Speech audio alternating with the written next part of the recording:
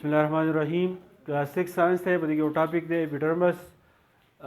3 number chapter दे चे internal structure of leaf चे दे पाए के द्रे पार्ट्स थी नो पाए के अवलनी हिस्सा चे कम दा नागे तमंग वायु एपिडर्मस चे कल मंगे एपिडर्मस तजू न मखबल जैन के बा द बूटी चे के पानी दी दागे नक्शा चे दे मजान तरवलू और ब्याज पे किताब के कम इंटरनल स्ट्रक्चर वगले कम चे मुदा माइक्रोस्कोप पर इखकारी नागम द जान द चे मखे तक दू या चे ट्राको एपिडर्मस की खबर दा چې اوټر موست لیر موږ د پاڼې ته وګورو نو د دې یوه سطحه چې د له پاسه ده د بله سطحه چې دا لاندې ده نو دا اپیډرمس چې دی د دې مثال دی یو پټ دی هغه پټ چې دی کورز اپر اینڈ لوور سرفیسز اف لیف د اپیډرمس مثال چې دی د یو پټ دی چې دا د پاڼې په دې له پاسنۍ سطحه باندې او د دې پاڼې په لاندنۍ سطحه باندې چې دی دا موجود وي او د دې کار سره د دې کار دا چې د پروټیکشن کوي د دې پاڼې چې دی حفاظت کوي د پاڼې لپاره چې کوم سیزونه راځي مطلب دا دی چې کوم سټومیټ په دې کې چې کوم پوټ جمع کیږي نو د هغې هر څه حفاظت چې کوي نو دغه اپیډرمس کوي بیا پکې دا خبره ده چې سیلز آر ټایټلی پیک چې کله پکې دا خبره راغله چې سیلز آر ټایټلی پیک نو دې مطلب دا دی چې دا اپیډرمس چې دی دا یو ټیشو دی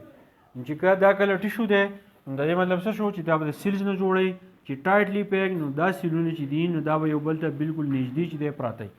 چې کله بالکل یو بل ته نږدې نو ځکه موږ دا پاڼه ګورو چې د دې سر پېښې دی دا بالکل لغز دی بالکل چې دی یو شان پروت دی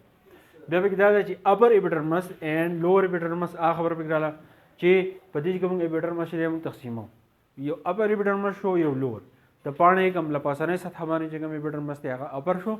او په دې لوور کوم اپیډرمس چې دی نو دا د پاڼې کوم لاندنۍ سطحه چې دی هغه شو خو په دې کې دا کوم لوور اپیډرمس چې دی دا اهم دی څنګه اهم دی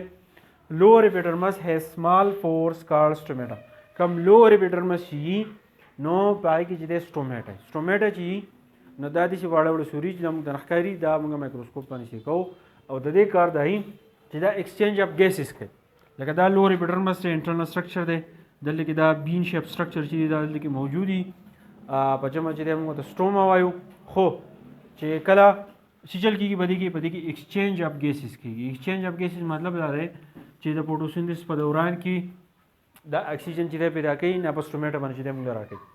خو چې کله کاربن ډای اکساید چې د بوټي ځان ته راکاږي نو هغه هم په دغه سټومیټا باندې چې دی هغه راکوي چې کله ضرورت وي نو سټومیټا چې دا هغه اوپن کېږي اپیډرمس باره دا خبره ساتئ چې دا د پاڼې له پاسنۍ او لاندنۍ سطحه باندې چې دا موجود وي لوور اپیډرمس چې دی هغه پکې اهم دی باقي ایکسچینج اف ګیسز چې دی هغه کېږي بیا په دې